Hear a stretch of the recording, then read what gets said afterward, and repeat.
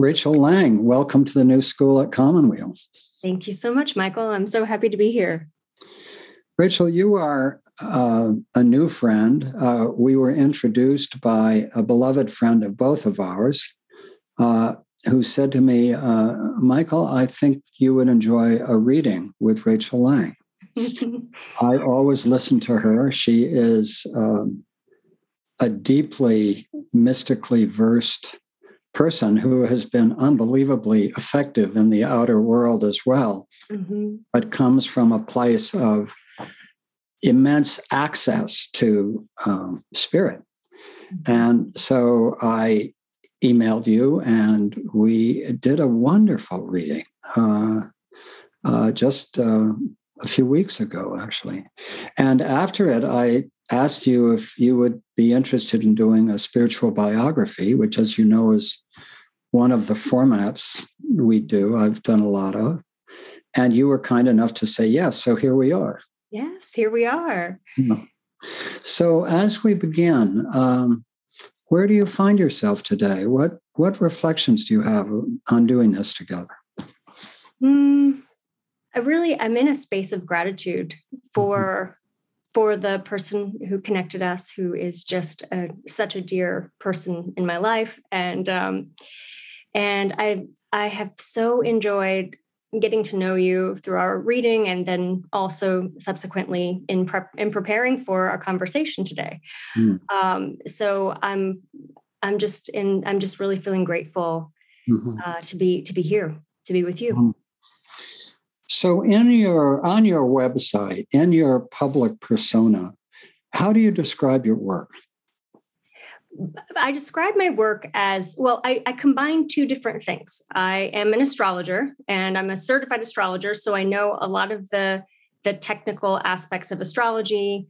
I know the math, but I'm also a psychic medium. And so what I do in my sessions is I really merge the two. And more than helping people navigate the direction of their lives, I'm really looking on a deeper level at where are the places where you get stuck? What are the big storylines that you're working through in your life? And how can I support your hero or heroine's journey? And I work with businesses as well as individuals. And I find that, one of the great things about astrology is that everything corresponds to everything else. Everything in your environment, you can look at your room and there's an astrological correspondence for everything. And so astrology really connects the heaven and earth. It connects us with the cosmos from the microcosm to the macrocosm. And I just love the way doing astrology has shaped my own perspective of the world. Seeing things in symbol, in metaphor, helping to shape my own story, and then doing that, offering that same gift for other people as well. You have just written a new book, which you were kind enough to share with me in advance. It's about magic. And before we get into the book, was it a hard decision for you or an easy decision to write a book about magic? That's a great question. The decision, it wasn't really a conscious decision. It all unfolded. And I think when spirit is leading you to something and you're part of a plan that goes beyond your own understanding, you get swept into the plan. I would say that writing the book was the most beautiful process I've ever been through. Leading up to the writing of the book, though, I worked through a whole lot of just my own resistance to working with magic, to really stepping into my power, and so that was the part that took some effort, but the writing just flowed. It just happened. And if we were to do kind of the sociology of the fields we're talking about, some viewers will come to this and they'll hear that we're talking about astrology and psychic mediumship and magic, and they will be completely stunned that that we're having a conversation about three things, none of which they believe in. Let me just... I mean, in other words, I just want to start by placing this in the context of the broader culture that is skeptical about astrology, probably even more skeptical about psychic mediumship. And then magic takes it even a step beyond that. Isn't that basically true sociologically? Yes. You're so good. Yes. So I think to explore this question and this topic, I think we need to go back to the time when we started separating religion from earth. We started separating God from earth. And when we started to disconnect from our own spiritual power, and we started to hand it over to a deity or to deities that were outside of ourselves. And there's a long history of using the word magic in a derogatory way for the purpose of colonization. And this is where we learned to separate religion and spirituality from magic. This is where we learned to separate science from magic. And so what's happened is throughout patriarchal culture, anytime a group of people has wanted to marginalize another group of people, they've accused them of doing spiritual practices that involve magic. Not any time, I should say many times, not every time, but many times this has happened. And so this is the history that we are kind of moving through and moving away from today. And the ancients, these are ancient astrology is an ancient practice. Mm-hmm. And during the times that there has been during Renaissance periods, during the time of the most advancement in terms of our philosophy, in terms of thought, in terms of invention and innovation, astrology has been at the forefront. We see this during the Renaissance, for example. We see this throughout the culture. And so it's always been there, and it's always been a part of things. And so I think what's happening right now in our culture is that we are balancing the power structures that have been out of balance and that have been out of place. We are starting to see beyond binaries, beyond good and bad, right and wrong, male and female, heaven and earth. We're starting to integrate more. And there's been an awakening of the divine feminine, which is the embodiment of spirit within ourselves and within the earth. It's a reconnection to the earth. And I think when we look at the things that are happening in the world with climate change, with so many of the, police violence, when we look at the things that are happening in the world that are destroying the world, I think we can see the effects of that separation. And so we need a spiritual shift in the world right now, in our culture, that brings us back to the earth, that brings us back to the practices of our indigenous ancestors, and that brings us back into relationship and into harmony with ourselves, with one another, and with the earth. And so we're seeing right now a major movement toward astrology, toward working with magic, that I haven't seen since I started doing this work about 20 years ago.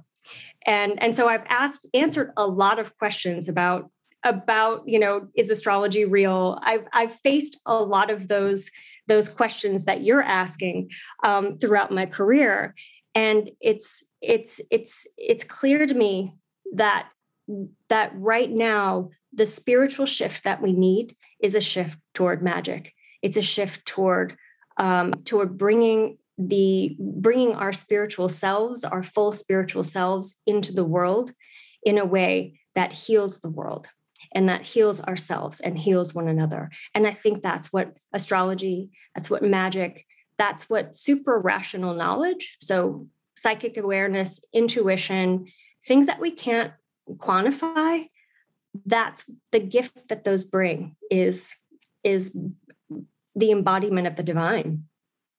That's beautiful. So many thoughts come to me just from my own perspective that I'd like to share with you briefly. I couldn't agree with you more about the ancient roots of astrology. And there's so many different ways to hold astrology. You may know the work of Rick Tarnas. Yes, yeah, very well. Yeah. So, Tarnas's work, he makes the argument rather powerfully that there are very real in this world connections between when major figures are born and their astrological patterns. And I mean, he has gone to great lengths to demonstrate that. It's very compelling.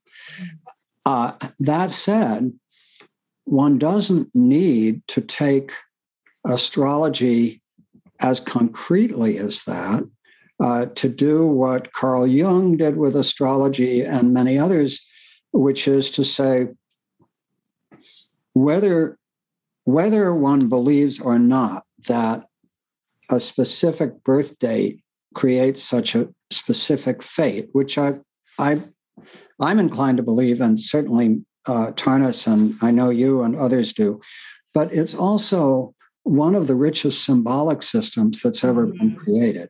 Mm-hmm. And so one can take it entirely at a symbolic level and see it as an extraordinary polytheistic expression of the most profound human archetypes. Mm-hmm. And in fact, not taking it literally, but taking it symbolically as an expression of the most profound archetypes connects us and taps us in to very deep levels of our own awareness. So for me, there are these two dimensions of it. Now, you mentioned the Renaissance specifically, and that brings me right back to Marsilio Ficino, who was, the greatest Neoplatonist astrologer of the Renaissance, and who was, in fact, the inspiration for the great archetypal work of James Hillman, who was a student of Carl Jung, the most eminent student of Carl Jung, and who turned Jung on his head, turned Freud and Jung on their heads, and revisioned archetypal psychology as a polytheistic view of the world, and tapped deeply into the deep feminine as a central theme. So I just bring all that in because I want to indicate how profoundly what you're saying about astrology resonates for me. So I want to stop there for a moment, let you respond to that, and then go on beyond astrology to magic and other themes. Okay. Yeah. I think you're absolutely right that astrology offers us a language of symbols that doesn't just tell us the themes and the waves of energy that we're a part of and that we're connected to. It just doesn't just tell us what is happening. It tells us why. So it allows us to see meaning and to really understand the nuances of our own story. Every planet, for those who have no idea what astrology is, every planet represents a whole cascade of symbols. It represents a part of our body. So we can actually even look at astrology and see why certain things are happening for us health-wise. It gives us a perspective of what's happening with culture. And so what we can do in a mundane way, looking at events that are happening in the world, we can also do with our own lives by looking at our birth chart. The birth chart is every single birth chart is so different and so unique. Patterns don't repeat themselves for thousands and thousands of years. And with astrology, it's a time clock. Every planet has a cycle, and these cycles are always working together, and we're a part of that. And so when I look at a birth chart, I see a moment frozen in time in the memory and the life of the universe. And that person is a walking, living embodiment of that moment in time. And so astrology is really an opportunity, gives us an opportunity to see ourselves connected to people, to the cosmos in ways that are mind-blowing and beyond our comprehension. I'm going to do something vulnerable here. We did a reading together. I was born October 22nd, 1943. I've had some major health challenges this year, an abdominal aortic aneurysm that could have killed me easily, and was actually discovered by my physical therapist, who has osteopathic skills, and she put her hands on top of my head and was guided to my abdomen and discovered the aneurysm. And so I did a major surgery and was recovering well for 7 months, was told I could exercise. I exercised and developed some hernias along the ventral line, which I am living with as I contemplate whether to live with them or do a surgery. So I told you all these things. And I'm 77, and there's a part of me that is fully aware that we lose everything at one level in our lives, and that I'm able to take these in as a spiritual practice, as part of that process of eventual loss. My spirits are very good. My work is good. But so I came to you with this on my plate and sort of just asking you what you saw. Mm-hmm. So in a way that you could share, that we could share with others, how did you see me through your lens of astrology? And how did your intuition or psychic abilities blend with your astrological gifts to create the very powerful images that you shared with me? Well, the first thing I did was, and you'll see me in session. I will refer to the chart, and then I'll check in with my guides, or I'll check in with spirit, with your guides, with my guides. And so the first thing I was drawn to in your chart, without breaking confidentiality or getting too personal, the first thing I looked at, I look at what planet rules the stomach, what planet is related to the solar plexus, and what stands out to me in terms of what transits you have going on. So transits are when the planets in the heavens today form angular or aspect relationships with your natal chart. And they indicate, here's what's happening. Here's what's going on. These are the big themes in your life. And so the first thing, I know that the stomach relates to the moon, which is the point of nourishment, the point that connects us with our family. And so anytime there's a stomach concern, there's usually something involved with the moon. But the fact that it was your entire solar plexus area led me to think about, okay, this is the sign of Leo, and it's the sun. The sun is our solar plexus chakra.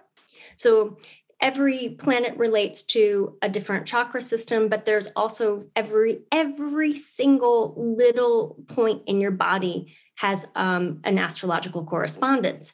So I was immediately drawn to your moon, which is in the sign of Leo, which is the sign that relates to the solar plexus chakra. And they're both connected to your North Node, which is it's a point of purpose. It's like where our light wants to shine. And both of these points for you were in a challenging relationship with both Saturn and Uranus. And so I see this as being like a part of a storyline of dealing with Leo themes of leadership, power, authority, and finding new ways to creatively express yourself. So I was able to see sort of a mind-body connection between those themes. And that's when I sort of put my medical intuitive hat on to see if, then I go into the psychic space. And when I'm working with a physical ailment, I can actually go into the body like someone would do remote viewing and see what's the situation and what can help, what can hurt. And sometimes it's incredible, the kinds of information that come up. Yesterday I had a client who is dealing with an illness with her daughter's genetic condition. And when I was doing in that psychic space, I heard the name of an enzyme that I have never heard before. I didn't even know it was a thing. And I wrote it down and I said, I have to do some Googling. And it turns out there's an enzyme therapy for this particular genetic condition. And I was able to offer it to the mother. And it turns out there's a lot of research on the subject that her doctor didn't know about. So I'm always so humbled and so amazed at the way spirit wants to participate in our lives in really specific ways. Yeah, it truly is extraordinary. I've done several readings with a medical intuitive named Martine Blocchio, who a friend of mine, Dr. Cynthia Lee, who's a physician, trained with and has become a medical intuitive herself. So I've watched a friend study medical intuitive work, consulted with that medical intuitive, and also been connected through another colleague, Dr. Russ Jaffe, with, the kind of Olga Worrell and that tradition. So I have no question that medical intuition is real. Mm-hmm. And I mean, I went to Virginia Beach and went through the Edgar Cayce files, and really studied Cayce for a while. For those who don't know, Edgar Cayce was one of the greatest medical intuitives of all time. So I have zero question. In fact, I would say the evidence for the reality of medical intuitive access to very specific information is stronger than the evidence on astrology. In other words, astrology is a symbolic system. Rick Tarnas and others and you can make the case for how real the correspondences are. But medical intuition is very specific and concrete. Yes. In some instances. And so what that says to me, and this relates to the whole tradition of studying ESP phenomena, there are simply ways of knowing things that we don't understand. Mm-hmm. And they're very real. In other words, there's no question to me about the reality of these things. So medical intuition and the reading you did with me and how helpful you were on some of the questions I faced about whether to do a second surgery or when, all those kinds of things.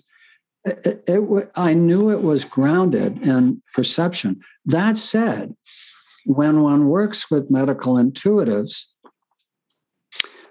one always has to ask, when is the information accurate and when is some aspect of their personality or simply their reading getting in the way? Mm-hmm. And so, and that's a very real question that people who completely believe in medical intuitives, for example, they sometimes suggest that you not ask leading questions, mm-hmm.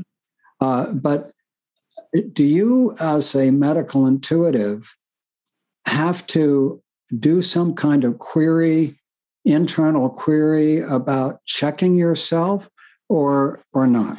Yes, absolutely. Well, I think with any psychic information, but with any psychic information, or astrology, we all bring our perspectives into the work. And so I actually do quite a bit before I go into session to disconnect from myself so that I can be an open channel. And I think you really bring up a good point, which is, astrology, medical intuition, psychic, these are all part of the tools that we have at our access, like at our disposal. But I think we want to do any of those practices in conjunction with going to see the Western medical doctor or going to your acupuncturist. Like, this is part of a system. And sometimes we see things symbolically. Sometimes the messages can be really literal.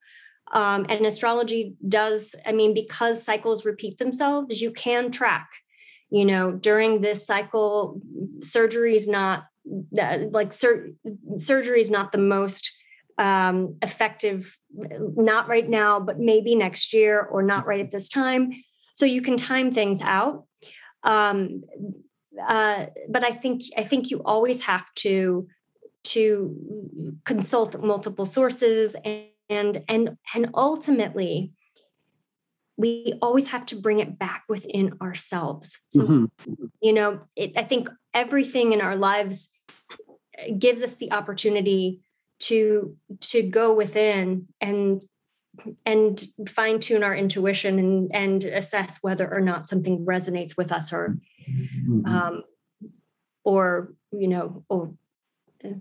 not. Yeah, or not. Yes.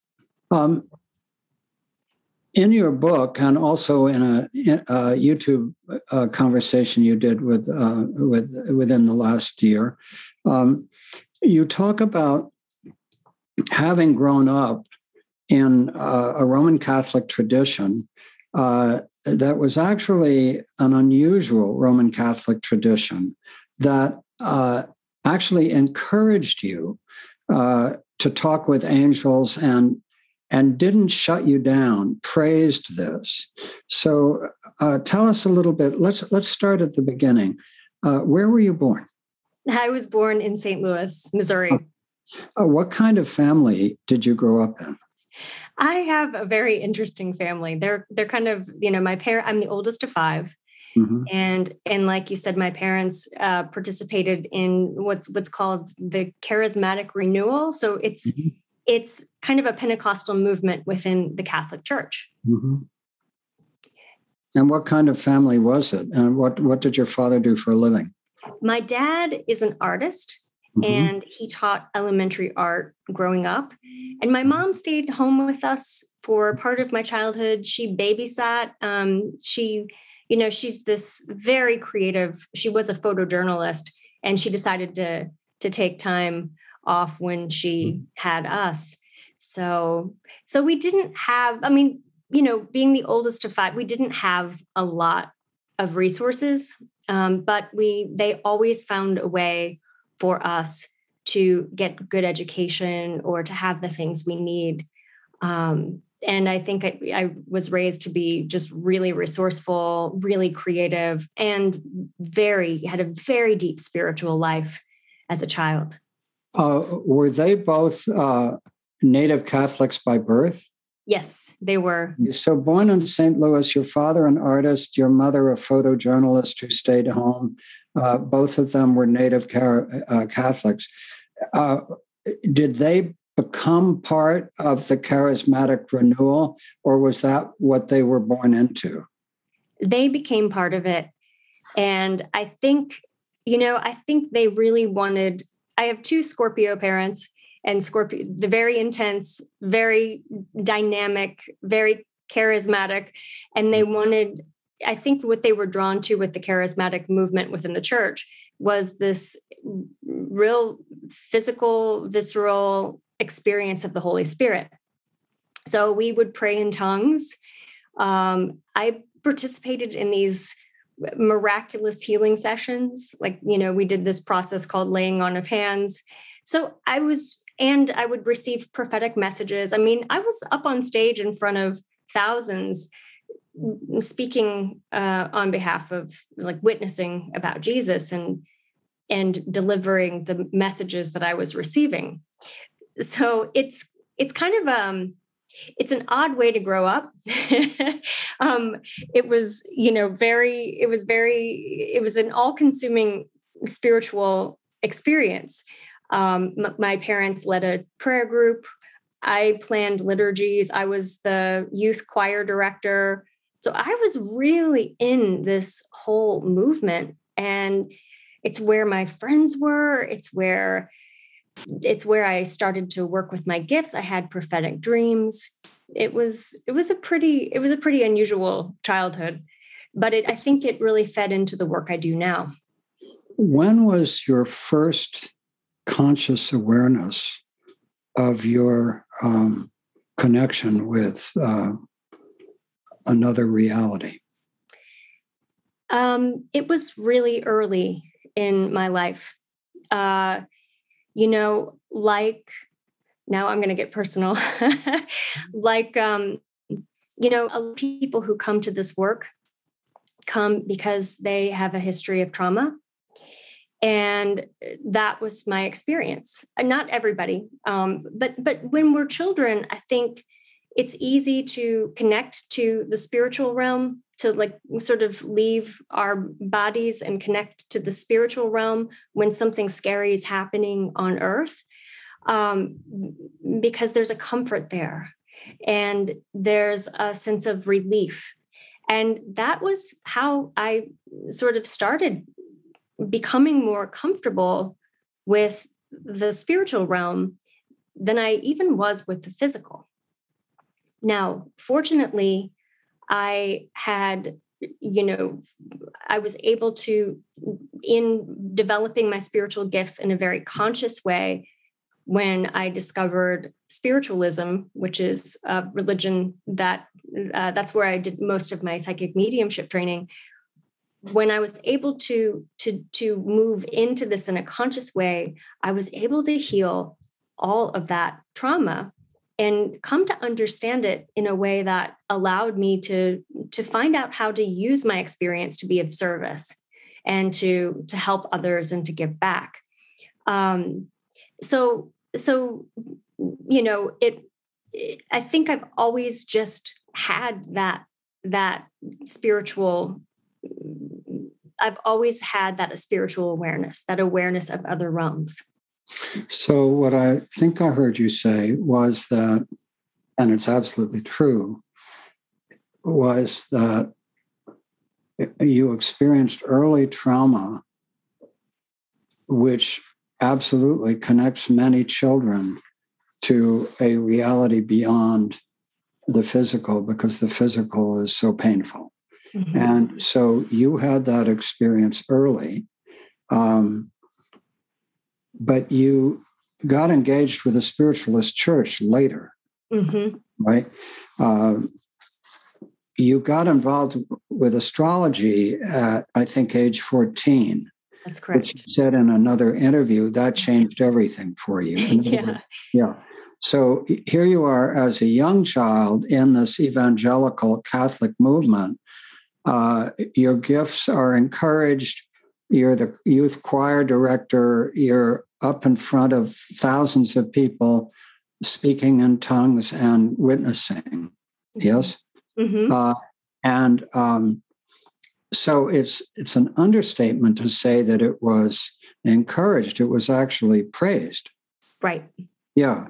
So were your parents proud of you for this, or simply accepting that this was your gift, nothing special? Or, I mean, if you're the youth choir director and up on stage in front of thousands, that's not an ordinary experience for a child, right? Right. So how did they respond to the emergence of your gifts? They kind of pushed me in that direction. they loved the response that I would get when I would speak up on stage or, receive messages. And so when I was using my gifts within the context of religion, they loved it. But when I was 14, a couple of things happened. First of all, I went to a Catholic high school that was kind of a more liberal Catholic high school, if there is such a thing. But the nuns and the teachers in my Catholic school, it was for the first time, they were very insistent on using non-gender specific language for God. And so it was the first time when I started to think of God outside of the context of this white man. And it changed my whole understanding of the divine, and it opened my world up. And then right after that, I discovered astrology at the public library. I just found a book about it and I checked it out. And suddenly I'm aware of this whole system of knowledge that just put everything into perspective for me. Like, it really offered some context for why I am the way I am and why I have these relationships with my family members. And so then I became, really interested in learning everything I could about that whole section of the library, the whole New Age section of the library. And so I discovered Buddhist meditation. I discovered mindfulness. I read about witchcraft. I started working with magic. That's really when I started moving in a direction of just spiritual seeking, to try to find out what I believed, and also to kind of separate myself from a religious ideology that was limiting in terms of who I could be as a woman. And as a lesbian, I was also becoming aware of my sexual orientation and knowing that I needed to find a way to express my spiritual self within an ideology that accepted who I was and where I could shine and be myself without having to hide. And how did your parents respond to that? They they were not happy. And in fact, we were separated from one another for several years. And, we still had interaction, but it was really clear that they thought I was going into the dark side, and they were really concerned. I mean, my parents love me and I love them. And I think at the time they were really concerned about what options would be open to me. They were concerned about my salvation. And so they had a lot of fear about the choices I was making in my life. And it was really, it was very difficult to be separated from them and my siblings, because I'm so close to my siblings. And so I ended up trying to really, I spent a few years trying to walk a fine line between being who I was and expressing myself spiritually the way I was, and fitting in with them. And so there were a couple of years where I sort of was trying to walk. How do I want to say this? Sorry, hang on one second. We're both being vulnerable. We're both being ourselves. Take your time. Take your time. Okay. Yeah. All right. Okay. I think there was a time when I did come out to them, and I came out both as a lesbian and also as someone who was moving away from the Catholic Church, as a witch. And it created a rift between us. And for a few years, I lived with that rift and really tried to understand it. So I studied studied religion. I mean, I was deeply immersed in theology. I was trying to understand it all, mostly so that I could validate my existence, myself. And then it got too hard. And so I ended up putting myself and my ideas and my beliefs and my sexuality on hold, and tried really hard to live in a framework that they would accept. You know, I married a man. I started going back to Catholic church. And this didn't last long because it was really inauthentic to who I am and to who I was, and to the mission that I came here to fulfill, which is helping people experience their spiritual power, helping people find their magic. So after everyone goes through a Saturn return, which is when Saturn goes back to the same place it was at the time of your birth, every 28 to 30 years. And my Saturn return was a time of reclaiming my life and moving away from that inauthenticity and really just being myself in the world. And so that's when I started my astrology practice. That's when I left my marriage, which was very painful and very difficult. But it was the only option I had for being alive on this earth. Mm. Let's just take a moment of silence, because what you're saying is so beautiful. I just want to just breathe for a moment. It's so powerful.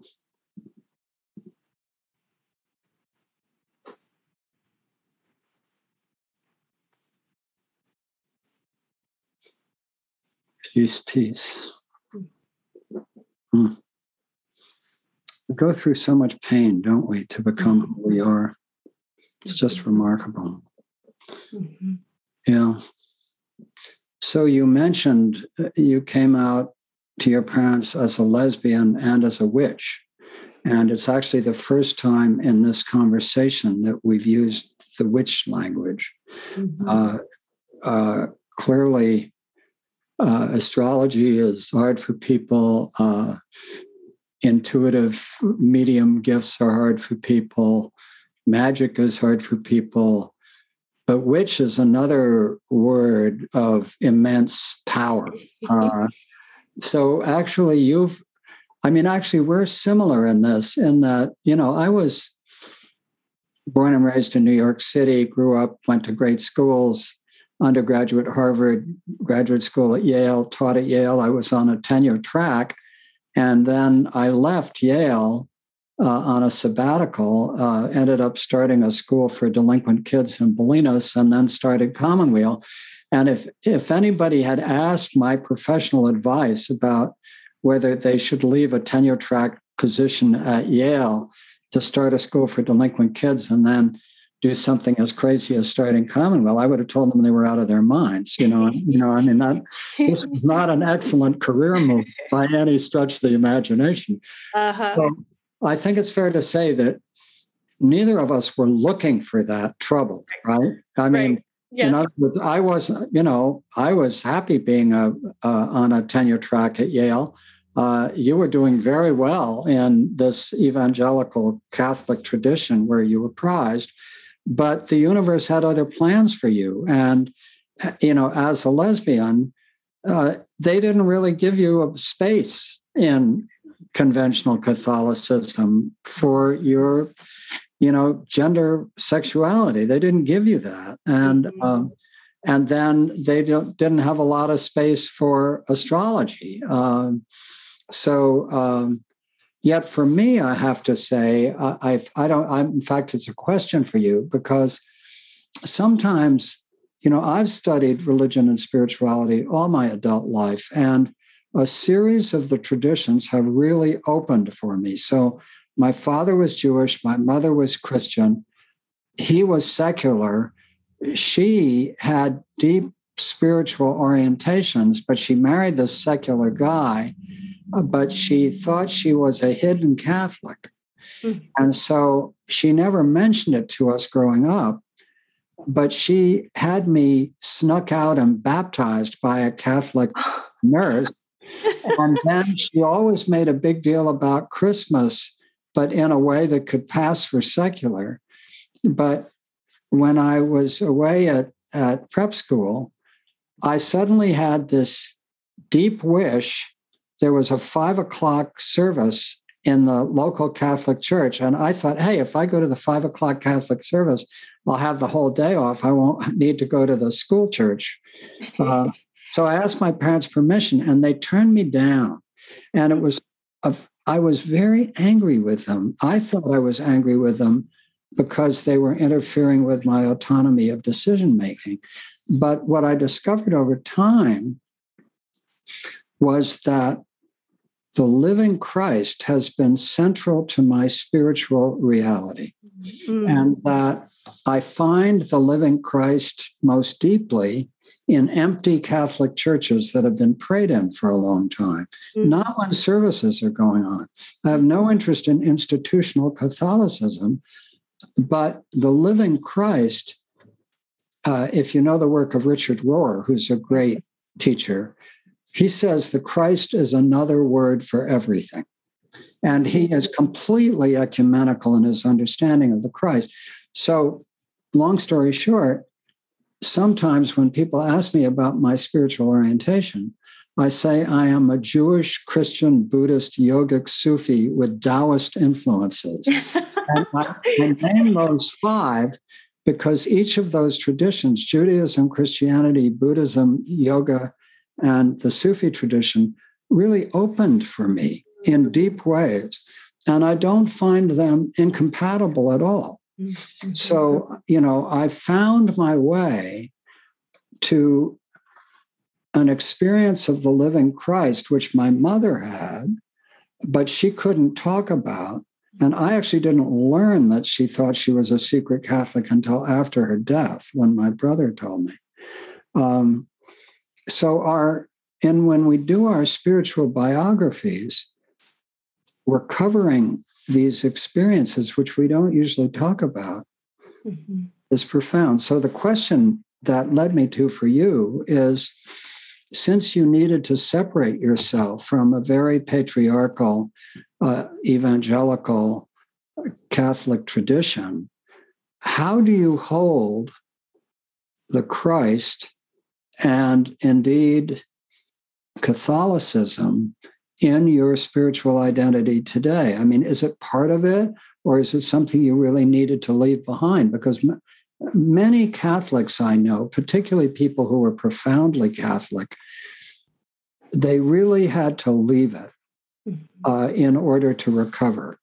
And I know you had to leave it, but have you stayed separated, or did that aspect of your identity in transformed form remain with you? First of all, I love the Catholic Church. I love the mystical tradition of the Catholic Church. And I mean, I have had some of my most profound mystic experiences receiving communion. I love the idea of the sacraments and the meaning that goes behind them. And so, I really hold that Catholic identity strong within myself. And, I use the word witch because I think we should reclaim that word, just because it's been misappropriate. It's been inappropriately used to oppress women. But ultimately, I have that living experience of Christ that you described so beautifully. And I've also, spent a lot of time trying to integrate the different spiritual ideas that I have, because I think at the end of the day, we're still talking about the same spiritual energy.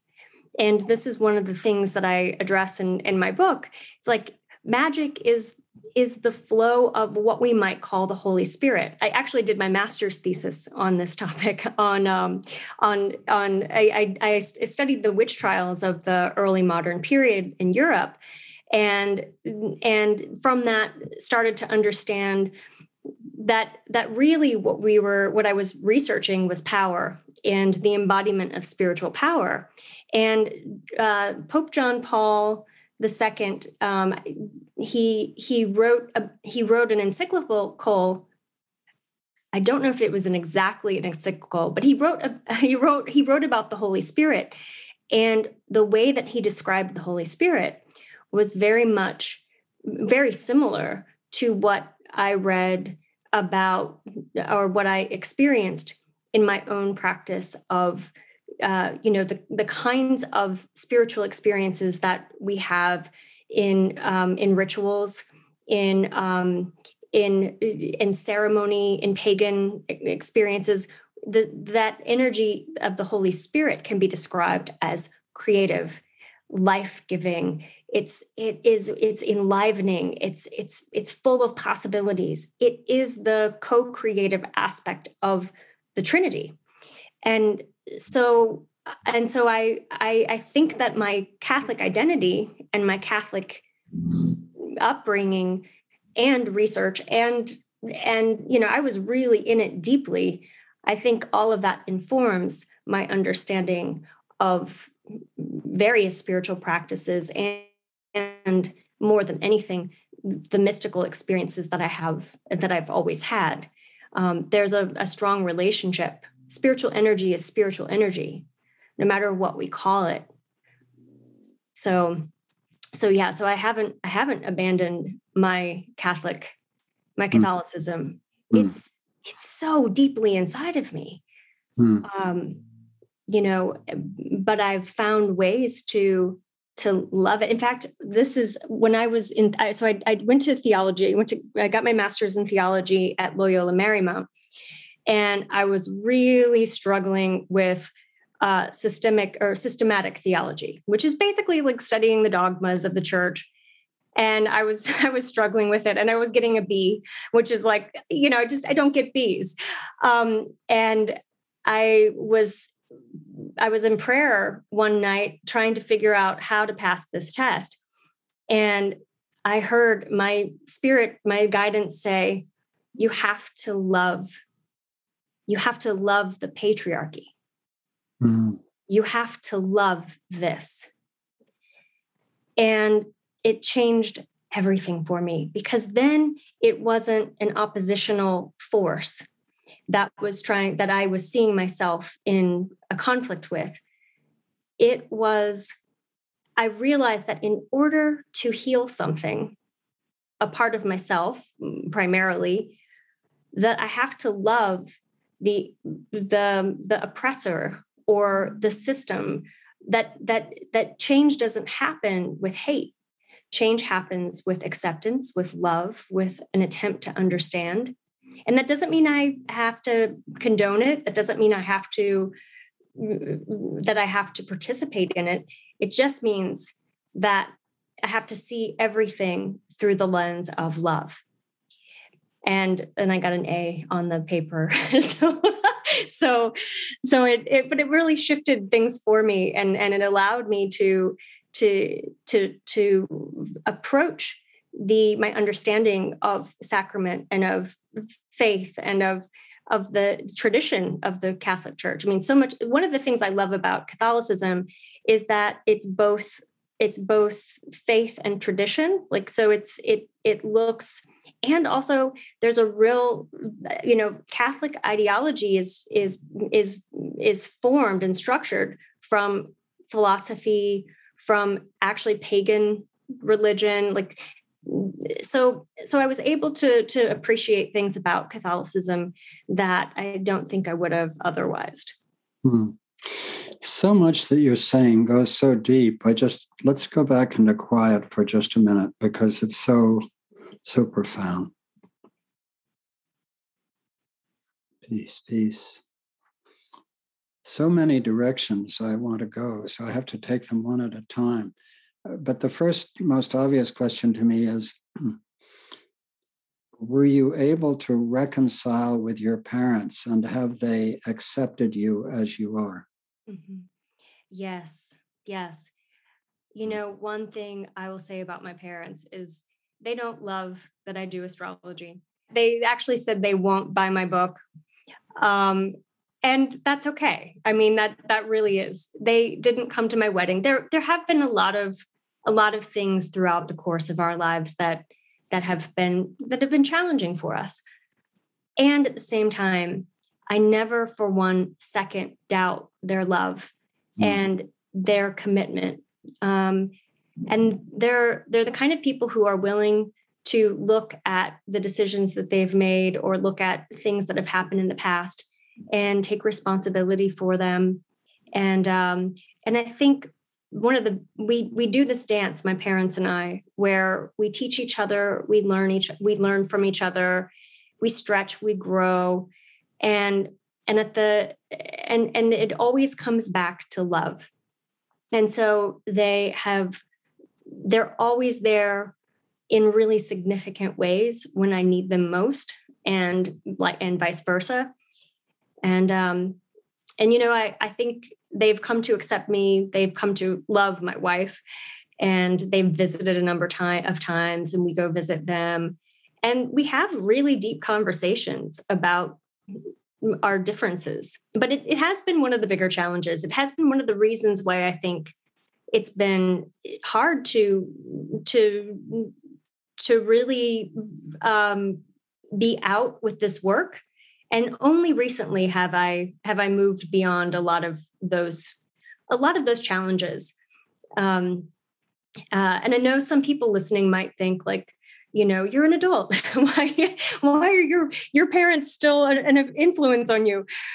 But I'll just reflect that I have Saturn. For those of listening who know astrology, I have Saturn in my 4th house of home and family, and that has shaped a lot of my experience.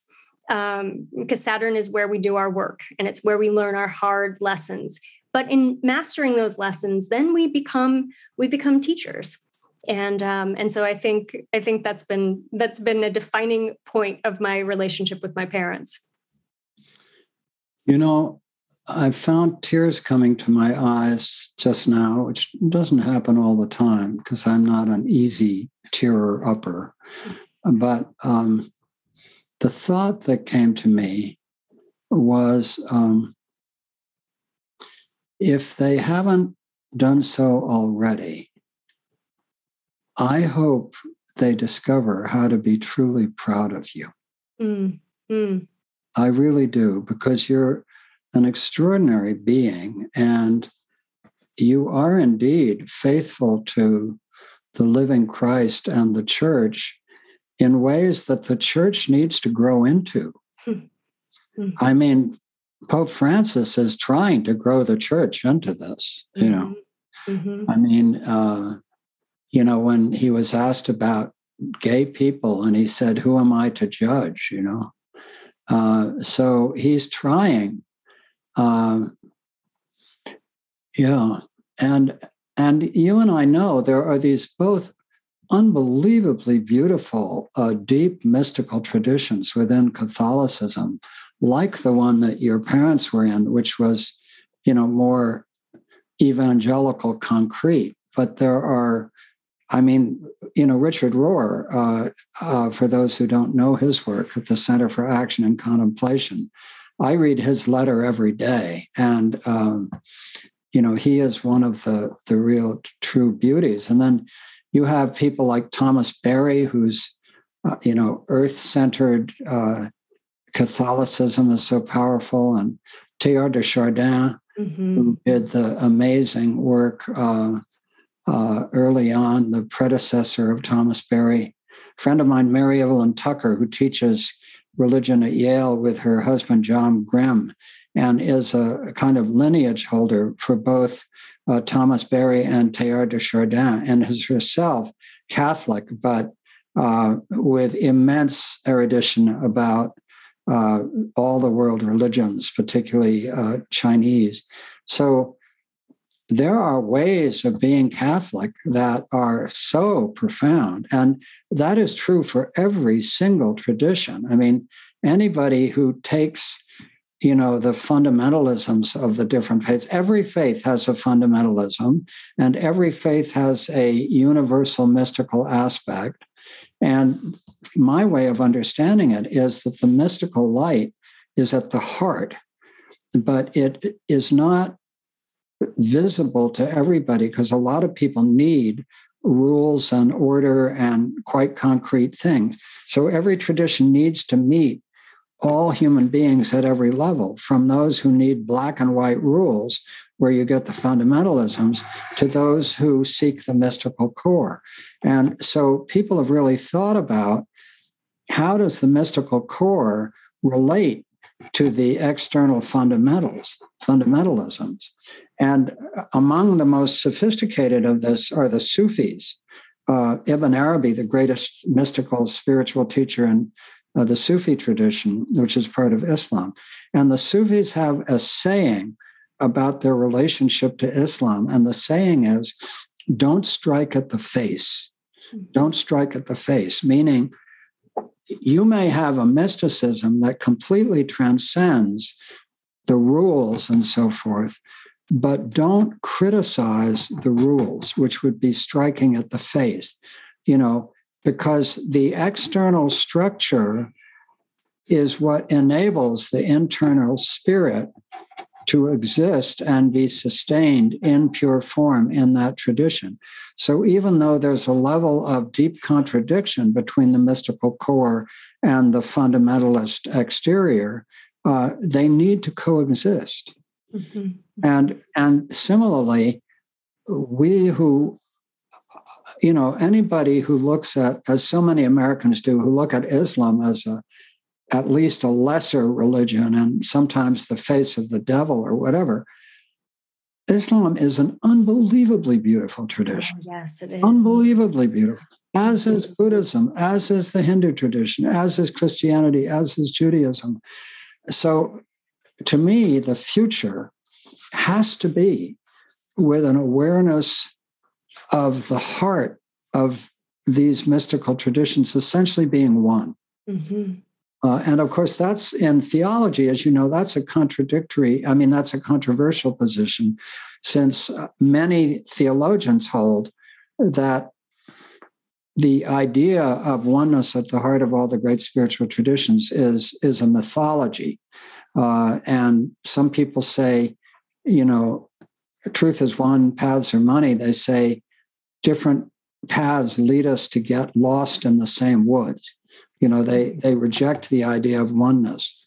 But I have to say for myself that although I respect the idea that different mystical traditions don't lead to, a single perennial truth or perennial wisdom or perennial philosophy, which is what Leibniz and Huxley believed, I prefer to believe that they all lead to one place. Mm-hmm. But I realize that's a choice. It's not an ontological proof. It could be that they don't, but even if they don't, nonetheless, we have to find a way for the spirit traditions to live together. Mm-hmm. Yeah, I think so. I think you're absolutely right, because of all of the conflict and violence that have taken place as a result of religious differences and this perception that we're all different.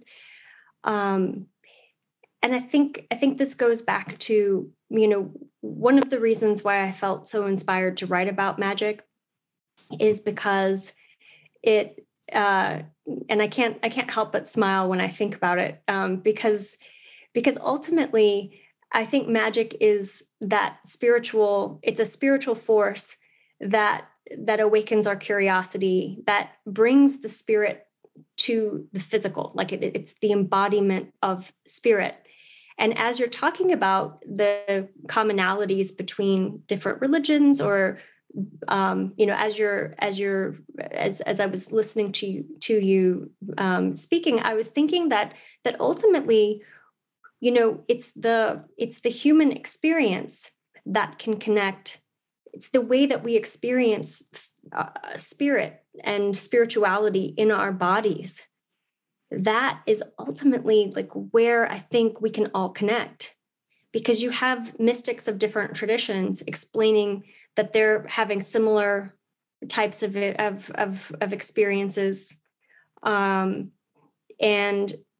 it's, I think that's where there is an opportunity to bring more people into alignment with their own spiritual selves. I think then allows us to dissolve the differences, because the differences are just perception. Like you said, they're the mythologies, they're the stories. But stories and mythologies grow and change and evolve as we do. In Catholicism, there was one like aha that I had in systematic theology, and that was I think it was in the section where we were learning about baptism, and it was basically anyone can do a baptism because the Holy Spirit works in ways beyond our comprehension. So even people from other religions can attain afterlife. Like there's an idea that the Holy Spirit can do whatever they want. And so it sort of takes this idea of you have to follow the rules, and there's only one path to heaven, and there's only one God. And it says, but maybe not.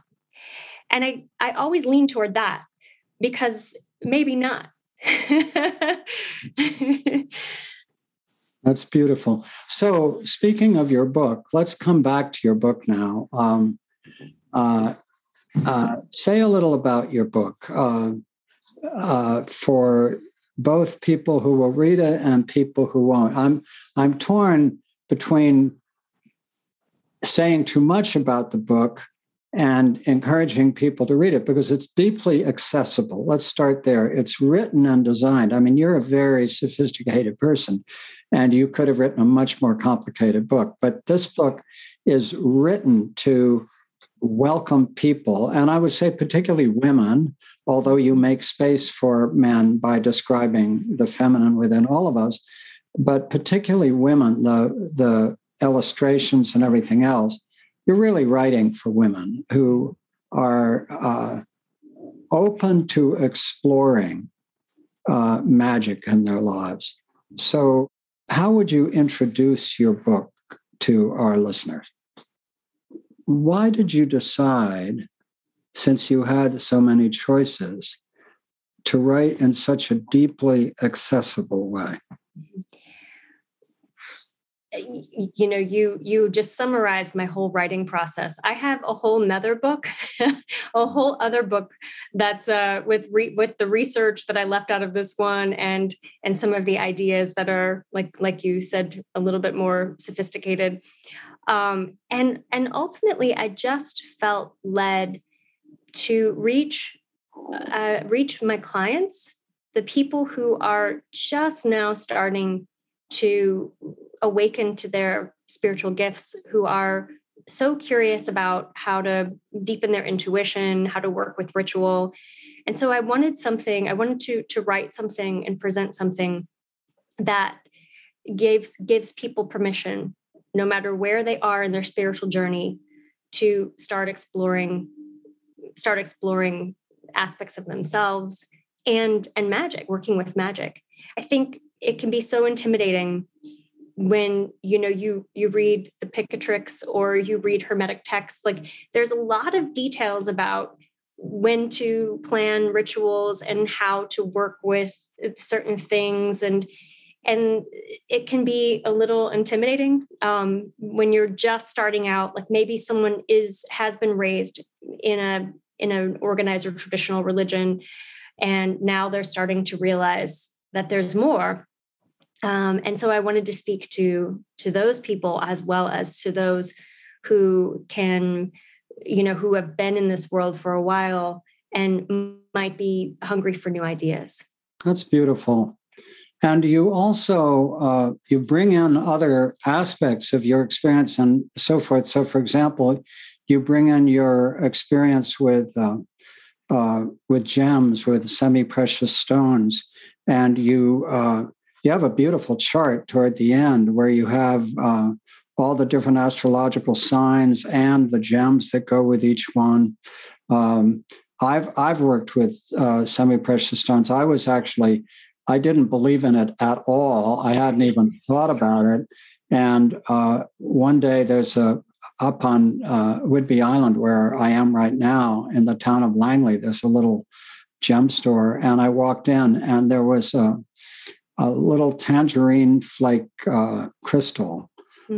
And I picked it up, and something spoke to me. And I brought it home, and I sort of held it and went to sleep with it. And the next morning I woke up, and an area of trauma in my navel, which I've lived with since I was a little boy, which is a whole other story, it had very significantly diminished. Yeah.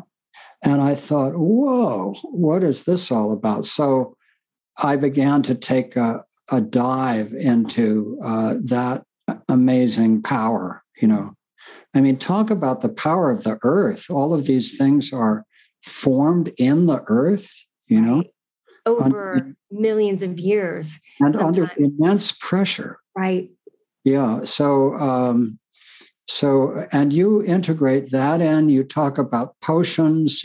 So you really create a very rich context for magic and astrology. And it's very, very powerful and so simple and welcoming in the format that you've created. Yeah. What else would you like to say about the book? What else speaks to you from it that you'd like to share? Yeah, I think, just piggybacking on what you were talking about with crystals and with potions and rituals, really the purpose behind those, behind using tools, working in a very specific way, it's when we are creating sacred space or identifying something as sacred in our space, then we're developing a different kind of relationship with it. And so I think that part of what I was hoping to communicate is that everything in our everyday lives is sacred if we are bringing the right kind of attention to it. So I even talk about, when I make dinner, I have a special spoon that I call my magic wand. I have a pot that I call my cauldron. And when I'm feeding groups of people, friends that are coming over, or even my wife, sometimes I am bringing my full awareness, my full presence, my full attention to something, and I'm offering an intention for whatever it is. And when we see our lives as sacred, then we're less inclined to harm others. We're very intentional. We become more intentional about the footprint that we're leaving on the earth. We start to see everything as alive around us, and that we're a part of it. And so this is what magic is. Magic is the raven flying outside of my window, which it does all the time. And me being able to stop and bring awareness to something that otherwise I might just overlook, and see myself as part of the world in a way that is magical, that is exciting, that is supportive. And so, I was really hoping to help others see the world the way that I do, because I think that the more we can do that, the more we can be in integrity with the world and with one another, and the more we can bring peace to the world, peace within ourselves, peace within our families and relationships, and then ultimately promote a culture of peace. I think one of the things you offer with the book is something that the great religions and spiritual traditions offer, which is that when rituals are created with pure and good intention, they create safe containers for spirit for us to access spirit. In other words, because if we access spirit helter-skelter with mixed intentions or even bad intentions,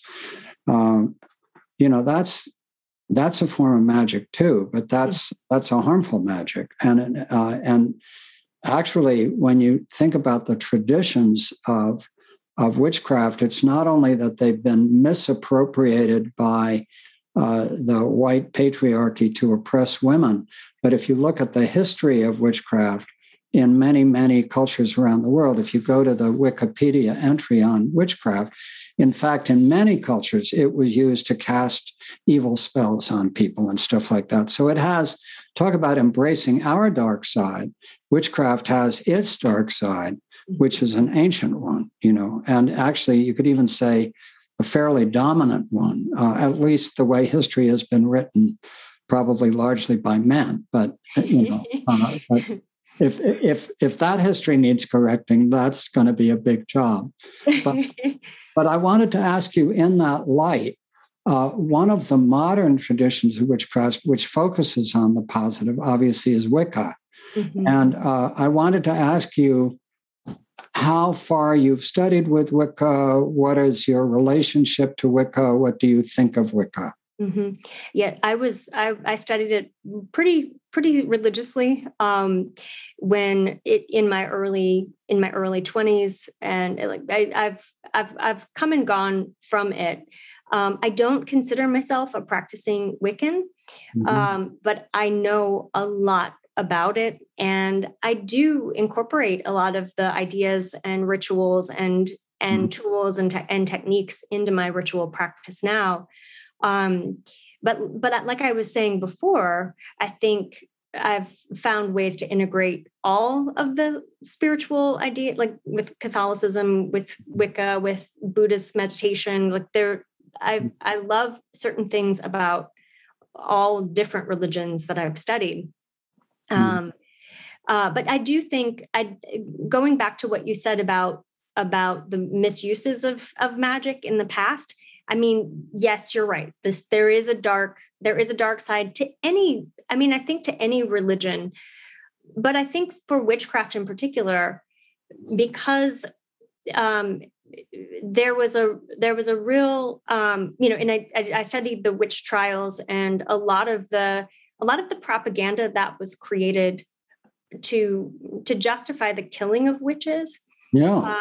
And colonists use similar ones against the indigenous people of, the Native Americans, against, the indigenous of Australia, so the rhetoric of black magic or dark arts or hexing and harming, a lot of that has been told with an agenda. I couldn't agree with that more. I think, it's a really interesting conversation, because on the one hand, there is no question that going back to the emergence of the patriarchal gods and monotheism, but even without monotheism, even the polytheistic gods, where Zeus, for example, the patriarch, was in charge of the gods that included women. But many of the original religions were matriarchal. Mm-hmm. And so when the patriarchal religions emerged, no question that they oppressed women and the goddess, no question about it. And similarly, absolutely no question that Christianity, used accusations of witchcraft to oppress the immense power of women's access to spirit. No question about it. So we can agree with all that. And when you look at the Wikipedia entry on witchcraft and look at all the traditions in Africa and elsewhere, where a lot of it was about casting spells. But having said that, I think it's a partial reading of African traditions, because I've read other great pieces of work on African religion that make clear that the casting of negative spells was only a small part of a very affirmative religious tradition. So we're not going to solve that one today, but it's a rich tradition that, you're absolutely right, has been read negatively, and in fact, realistically, was negative in terms of the oppression of women and women's access to power. Yeah. But I also want to go back to you described your training in the spiritualist church. I have a beloved friend at Commonweal, Jennifer Stoll, who's the director of the Retreat Center and is very interested in things mysterious. And she has taken several of us, my wife and I included, to the spiritualist church in San Francisco, where we've had the experiences of watching the ministers, or whatever they're called, access those who have gone beyond for people in the congregation. So how much time did you spend in the spiritualist church learning those ways? Several years. There, when I was first discovering astrology, and I mean, when I first discovered astrology, I was hooked, and I wanted to learn everything I could. And there was a little metaphysical bookstore, and it was like in the basement of a retail space in the Midwest where I lived. And I would go and buy spend all of my money on books. And I discovered a lot about a lot of the old esoteric texts. I read Alice Bailey. I read a lot of Hermetic literature, and also astrology. And I discovered that they had these services on, once a month on a Sunday night.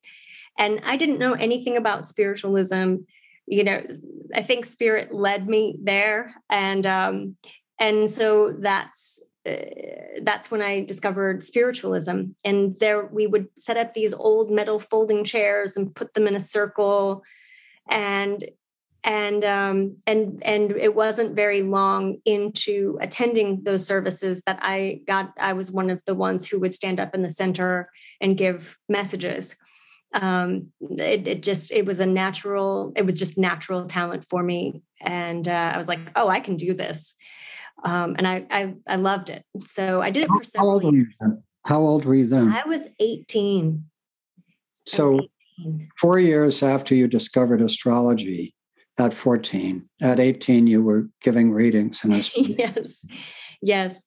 Going back to the book for a moment, there were a few things that were very striking that you described as magic. One was an experience with a circle of wolves. Would you describe that? Mm-hmm. Yes. Yeah. Yeah.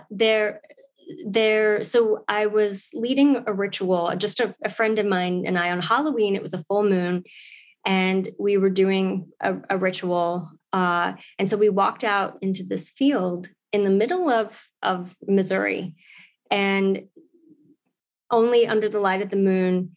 And suddenly this pack of wild dogs circled us, formed an entire circle around us. We saw them running in a line and coming into a circle around us. And we both looked at each other this is not going to go well. And suddenly there was an owl that just flew directly over our heads and, hooted. And the circle of dogs immediately dispersed and walked away. And he, the friend, he looked at me and he said, "Oh my gosh, you're a witch." And he's like, "I got to get out of here." I think it kind of, after that, he called me the next day and he said, "I don't know what you did. I don't know what that was, but that's really freaky." And it, so our relationship sort of started drifting apart after that. You had I thought it was a circle of wolves, it was a circle of dogs, but you had another incident with your sweater igniting. Tell us about that. Yes. So I loved Silver Ravenwolf is a high priestess, and I read all of her books and I studied her, and she came to town and she led a ritual, and she was going around to pick someone who was going to go put intentions in a cauldron. And I was like, she's going to pick me. She's going to pick me. I know she did. So I was so nervous. I wanted to do, I was, kind of shy, and I was, a new little budding Wiccan. And so I got up and I was so focused on putting the intentions in the cauldron in the right way that I didn't notice that my sweater was on fire. And so I looked, as soon as I saw the flames, I looked up at her face and she was shocked. And as soon as our eyes met, the fire disappeared, like just went away, no traces of it, nothing. And I'll never forget her face. We were both like, what just happened? And so I went back and sat down, and all of my friends were looking at me, and it was pretty shocking. So I had those kinds of experiences early on. And in all of my experience working with magic, being in those circles, one of the guidelines that we had was do as you will, harm none, or the rule of three. Any energy that you send out comes back to you threefold. So any spells or anything that you would do to affect the will or affect consciousness in a way that would, potentially be controlling or harmful to another or manipulative, that energy is going to come back. And so in all the rituals and all the things that I participated in, there was always such a strong focus on being in integrity with the magic that we do. So I had these incredible magical experiences, but I never really experienced some of the manipulative aspects of working with magic. Yeah, the rule of three is really interesting. It has a long history but there's something also in Wicca called the reed, the long reed, R-E-D-E. Did you connect with that? 8 words of the Wiccan reed. Do you connect with that? Do you resonate with that or not? I'm not really familiar with what that is. Okay. Yeah. It's well,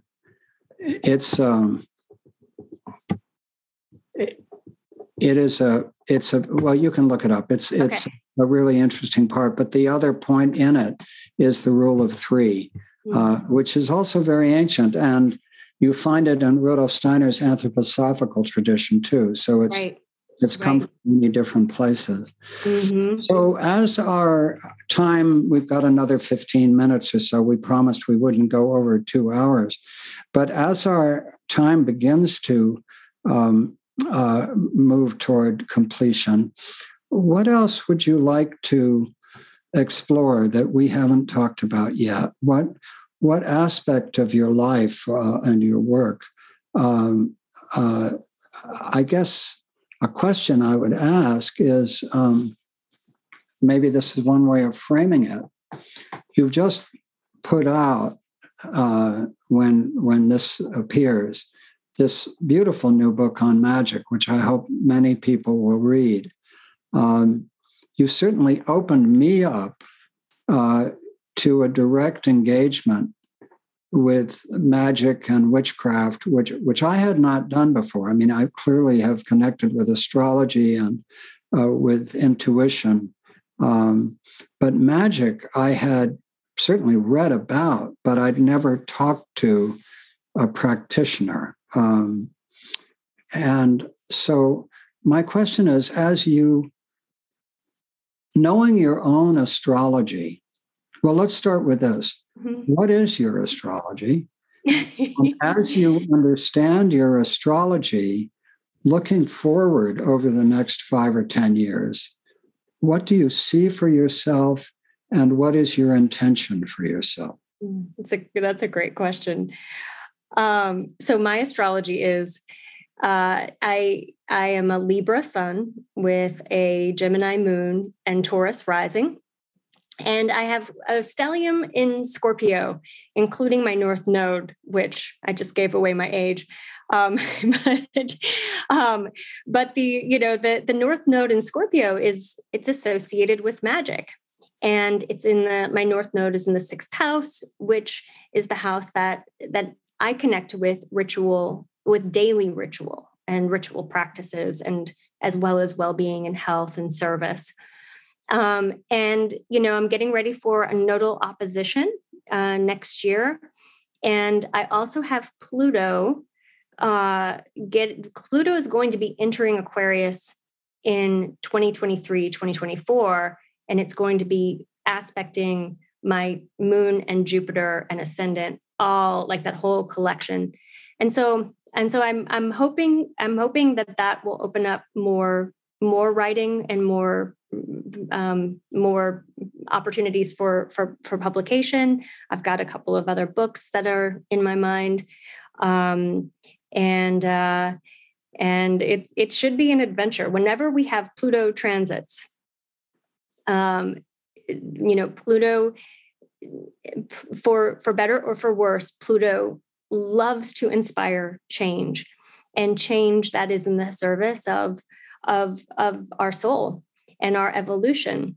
So I'm looking ahead and seeing Pluto kind of shining down in a pretty favorable way, and thinking that I'm just going to allow myself to be open to whatever happens next.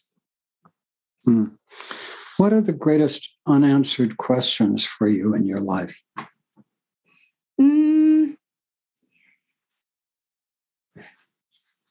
So many. And I just love questions. I love that line by Rilke, which, live in the questions.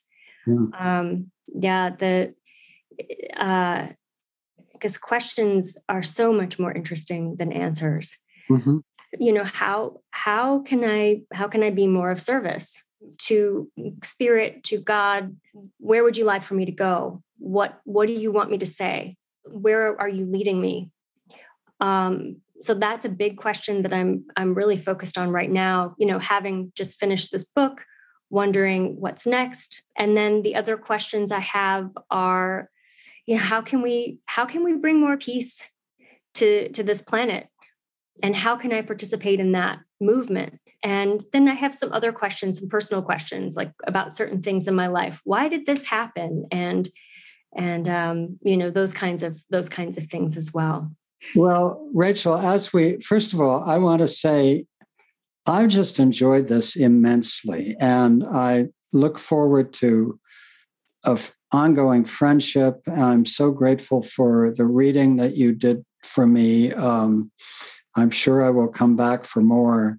And I think your new book, Modern Magic, is really a lovely introduction for people who are beginning to explore, and also for people who are knowledgeable, to see how an author, a medium, an astrologer, to see how you were able to bring it to simplicity that can really reach very large numbers of people. So I hope it does touch many people, and I hope it helps bring magic and mysticism and intuitive knowing and all the great feminine traditions of knowing, which are so needed today. My hope and prayer is that you help recenter our global civilization in those, that you are a true contributor to that. So as we end, any final thoughts you'd like to leave us with? Just another statement of gratitude. I've loved this conversation, and I look forward to having more conversations with you about these topics and other things in the future. So thank you so much for just giving me the opportunity to be here with you today and talk about some of my favorite things, and to hear also your reflections on them, and to hear some of your experiences. I loved what you shared just about your own experience with Christ and your own spiritual background. So it's been a really deep and beautiful conversation. So thank you. Thank you so much. Rachel Lang, astrologer, medium, intuitive, author of a beautiful new book on magic. Thank you for being with us at the New School. Thanks, Michael.